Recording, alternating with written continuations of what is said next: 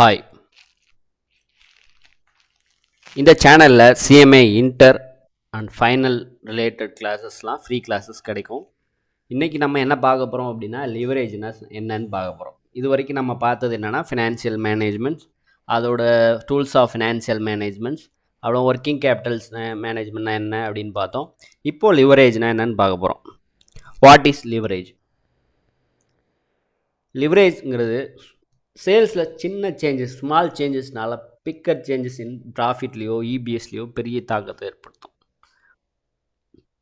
So இதுதான் leverage. லிவரேஜ்னால் என்ன ஆகும் அப்படின்னா, பிஸ்னஸ் வேல்யூ இன்க்ரீஸ் ஆகும்போது ப்ராஃபிட் எவ்வளோ மாறுது அப்படிங்கிறத இங்கே பார்க்க முடியும்.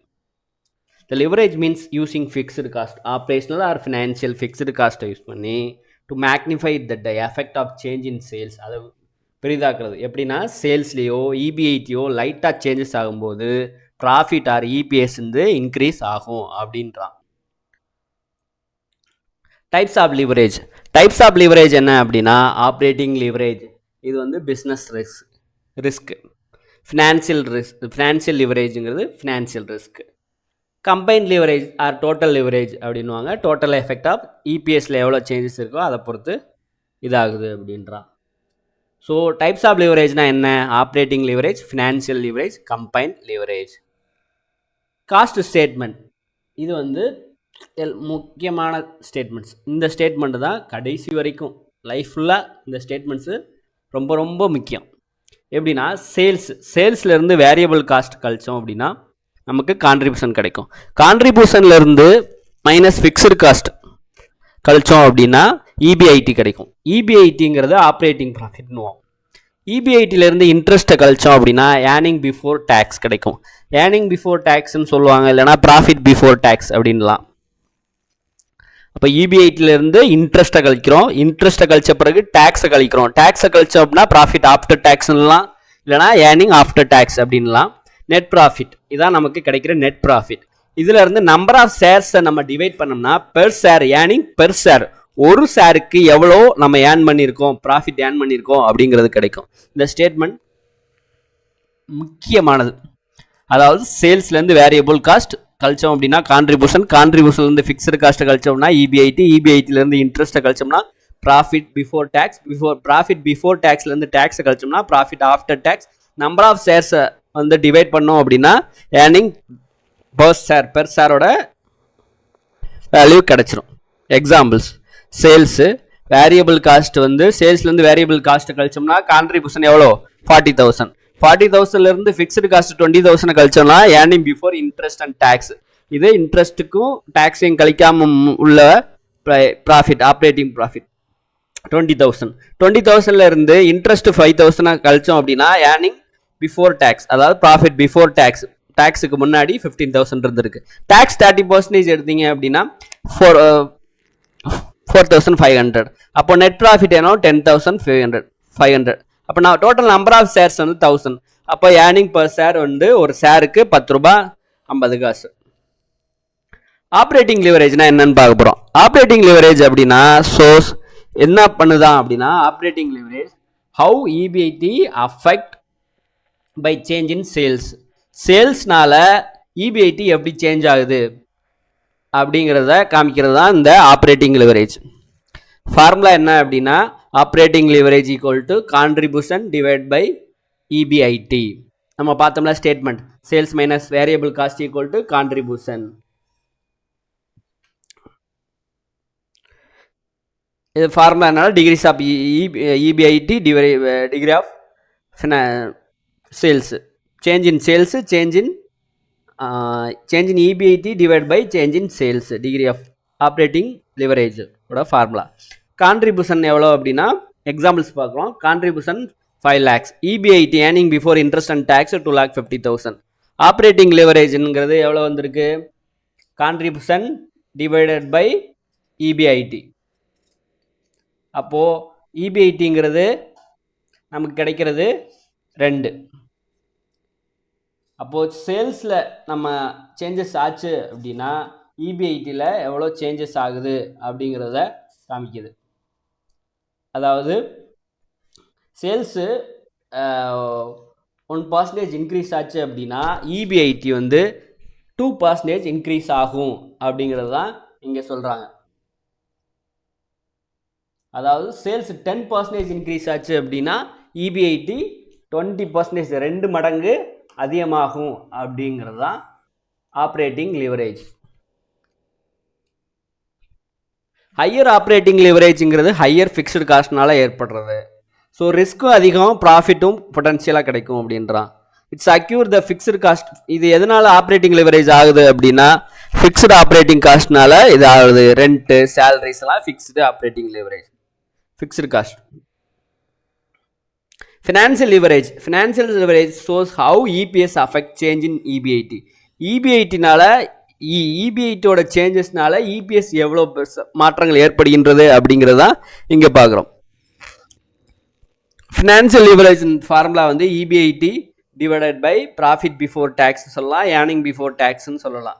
EBIT அப்படிங்கிறப்போ EBITலேருந்து இன்ட்ரெஸ்ட்டை கழிச்சா நமக்கு என்ன கிடைக்கும்? Profit before tax, earning before tax. அதுதான் சேம் ஃபார்முலா தான். Okay, EBIT interest 50,000. அப்போது ஏர்னிங் பிஃபோர் டேக்ஸ் எவ்வளோ கிடச்சிருக்கு? 2 lakhs. அதாவது 2,50,000லேருந்து 50,000 கழிச்சா ஏர்னிங் பிஃபோர் டேக்ஸ், அதாவது profit before tax 2 lakhs. So financial leverage formula application பண்ணோம் அப்படின்னா 1.25% இன்க்ரீஸ் ஆகும். சேல்ஸில் EBIT 20% இன்க்ரீஸ் ஆச்சு அப்படின்னா EPS என்னவாகுமா? 25% மாற்றங்களை ஏற்படுத்தும் அப்படின்றா. இன்க்ரீஸ் ஆகும் அப்படின்னா 20 into 1.25. EBITங்கிறது 1% அதிகமாகனா 1.25% வந்து EPS அதிகமாகும். அப்போ EBIT 20% இன்க்ரீஸ் ஆச்சுன்னா என்ன ஆகும் அப்படின்னா EPS 25% ஆகும். ஹையர் ஃபினான்சியல் லிவரேஜ் அப்படின்னா மோர் டெப்ட்னால தான் ஏற்படுது. இன்ட்ரெஸ்ட் இதுக்கு எதுக்கான ரிஸ்க் அதிகம், இன்ட்ரெஸ்ட் டியூ டு பேமெண்ட் பண்ண வேண்டியது இருக்குது. It's occur due to interest on டெப்ட். It's occur due to interest on டெப்ட்னாலையும் ப்ரிஃபரன்ஸ் கேபிட்டல்னாலையும் ஏற்படுது அப்படின்றான் financial leverage. Combine leverage. Combine leverage என்ன ஆகுது அப்படின்னா sources how sales affect change in EPS directly. சேல்ஸ்னால EPS எப்படி அதிகரிக்கிறது அப்படிங்கிறது, சேல்ஸ் அதிகரித்தா EPS எவ்வளோ அதிகரிக்குது அப்படிங்கிறத காமிக்குது. ஸோ இதோட ஃபார்முலா கம்பைன் லிவரேஜை நம்ம எப்படி கண்டுபிடிக்கலாம்னா operating leverage multiply into financial லிவரேஜ்னு பார்க்கலாம். அப்படி இல்லை அப்படின்னா contribution by divided by profit before tax or earning before டேக்ஸ்ன்னு அந்த ஃபார்முலா வச்சும் போடலாம். இப்போ contribution earning before tax, earning before டேக்ஸ்னாலும் ப்ராஃபிட் பிஃபோர் டேக்ஸ்னாலும் ஒன்று தான். அப்போது நம்ம contribution divide by profit before tax பார்த்தோம் அப்படின்னா 2.5% இன்க்ரீஸ் ஆகுது. அப்போது இங்கே என்ன சொல்கிறான் அப்படின்னா 1% சேல்ஸ் இன்க்ரீஸ் ஆச்சுன்னா அதோட மடங்கு என்னவாகும் அப்படின்னா 2.5% வந்து EPS இன்க்ரீஸ் ஆகும் அப்படின்றான். அப்போது சேல்ஸ் 10% இன்க்ரீஸ் ஆச்சுன்னா EPS 25% இன்க்ரீஸ் ஆகிருக்கும் அப்படின்றான். இன்டர்பிரேஷன்ஸ் இதோட விளக்கங்கள். Higher leverage. ஹையர் லிவரேஜ் வந்து ஹையர் ரிஸ்க் இருக்கும், ஹையர் அதாவது ரிஸ்க் இருந்தால் தான் ரிட்டர்ன் அதிகமாக இருக்கும். ஆப்ரேட்டிங் லிவரேஜ் ஹையாக இருந்துச்சுன்னா பிஸ்னஸ் ரிஸ்க் ஹையாக இருக்குன்னு அர்த்தம். ஃபினான்ஷியல் ரிஸ்க் ஹையாக இருந்துச்சுன்னா ஹை ஃபினான்ஷியல் ரிஸ்க் இருக்குன்னு அர்த்தம். கம்பெனி ரிஸ்க் ஹையாக இருந்துச்சுன்னா EPS ஹைலி சென்சிட்டிவாக இருக்குது டு சேஞ்ச் இன் சேல்ஸ்னால அப்படின்றான். Break even points. Break even point அப்படின்னு பார்த்தோம் அப்படின்னா இந்த லெவல் ஆஃப் சேல்ஸ் எப்போ பிரேக் ஈவன் பாயிண்ட் அப்படி ஆகும் அப்படின்னு பார்த்தா நார்மலாகவே பிரேக் ஈவன் பாயிண்ட்டுங்கிறது total cost equal to sales. நம்ம பண்ண செலவும் நமக்கு வந்த சேல்ஸும் அதோட அதுக்காக மேனுஃபேக்சர் பண்ணுறதுக்காக பண்ண காஸ்ட்டும் ஈக்குவலாக இருக்கும்போது அது பிரேக் ஈவன் பாயிண்ட். அடுத்த point of break even point என்ன ஆகும் அப்படின்னா எப்போ ஆகும் அப்படின்னா பிரேக் ஈவன் பாயிண்டில் என்ன கிடைக்கும் அப்படின்னா பிரேக் ஈவன் பாயிண்டில் நோ ப்ராஃபிட் நோ லாஸ், எந்த ஒரு ப்ராஃபிட்டும் இருக்காது, எந்த ஒரு லாஸும் இருக்காது. Relationship with leverage. லிவரேஜோட நம்ம கம்பேர் பண்ணும்போது ரிலேஷன்ஷிப் பண்ணும்போது என்ன ஆகும் அப்படின்னா ஹை ஃபிக்ஸட் காஸ்ட்னால ஹை ஆப்ரேட்டிங் லிவரேஜ் ஏற்படும். ஹை ஆப்ரேட்டிங் லிவரேஜ்னால என்ன ஆகும்? ஹை பிரேக் ஈவன் பாயிண்ட் கிடைக்கும். அப்போ ஹை பிரேக் ஈவன் பாயிண்ட் கிடைக்கும் போது என்ன ஆகும் அப்படின்னா நம்ம வந்து அதாவது ப்ராஃபிட்டும் அதாவது sales need more sales to cover the fixed காஸ்ட்டை கவர் பண்ணுறதுக்கு நமக்கு அதிகமான சேல்ஸ் பண்ண வேண்டியது இருக்கும். ஸோ ஆப்ரேட்டிங் லிவரேஜ் அதிகமாக இருக்கும்போது பிரேக் ஈவன் பாயிண்ட்டும் அதிகமாக இருக்கும், ரிஸ்க் ஆல்சோ அதிகமாக இருக்கும். ஸோ இன்னைக்கு லிவரேஜ்னா என்னன்னு பார்த்தோம். லிவரேஜோட கான்செப்ட் கம்பைன் லிவரேஜ்னா என்ன, ஃபினான்ஷியல் லிவரேஜ்னா என்ன, ஆப்ரேட்டிங் லிவரேஜ்னா என்னன்னு பார்த்தோம். ஸோ இதோட ஃபார்முலாஸ் வந்து operating leverage contribution divide by EBIT, financial லிவரேஜோட ஃபார்முலா அப்படிங்கிறப்போ EBIT divide by profit before tax. Profit before டேக்ஸை வேறு எப்படி சொல்லலாம் அப்படின்னா இபிஐடி மைனஸ் இன்ட்ரெஸ்ட் கழிச்சோம்னாலும் இபிஐ சேம் ஃபார்முலா தான். அதுக்கடுத்து ஃபினான்ஷியல் லிவரேஜுக்கு 2 ஃபார்முலா, இது ஆப்ரேட்டிங் லிவரேஜும் ஃபினான்ஷியல் சம்மில் வந்து ஆப்ரேட்டிங் லிவரேஜ் இவ்வளோ, ஃபினான்ஷியல் லிவரேஜ் இவ்வளோன்னு கொடுத்துட்டு கம்பைன் லிவரேஜ் கேட்டால் அப்போவும் இந்த ஃபார்முலா யூஸ் பண்ணலாம். Suppose contribution profit before tax கொடுத்துருந்தாங்க, இல்லை ஏர்னிங் பிஃபோர் டேக்ஸ் கொடுத்துருந்தாங்களும் சேம் தான். ப்ராஃபிட் பிஃபோர் டேக்ஸ்னாலும் ஏர்னிங் பிஃபோர் டேக்ஸ்னாலும் சேம் தான். ஸோ நம்ம கான்ட்ரிபியூஷனும் ஏர்னிங் பிஃபோர் டேக்ஸ்னு கொடுத்துருந்தாலும் இந்த கம்பைன் லிவரேஜ் நம்மளால் கண்டுபிடிக்க முடியும். லிவரேஜுங்கிறதுக்கு எதுக்காக அப்படின்னா ஒரு சேல்ஸில் சின்ன சேஞ்சஸ் ஏற்பட்டுனா எவ்வளோ மாற்றங்களை ஏற்படுத்தும், எவ்வளோ இபிஐடி இபிஎஸ் எவ்வளோ சேஞ்சஸ் ஆகும் அப்படிங்கிறத பார்க்குறதுக்கு தான் இந்த லிவரேஜ். காஸ்ட் ஸ்டேட்மெண்ட்ங்கிறது ரொம்ப ரொம்ப முக்கியம். சேல்ஸ்லேருந்து variable cost equal to contribution, கான்ட்ரிபியூஷன்லேருந்து ஃபிக்ஸட் காஸ்ட் கழிச்சா இபிஐடி, இபிஐடிலேருந்து இன்ட்ரெஸ்ட் கழிச்சோம்னா profit before tax, earning before டேக்ஸ்ன்னு சொல்லலாம், minus tax earning after tax or profit after tax divide by number of shares earning per shares.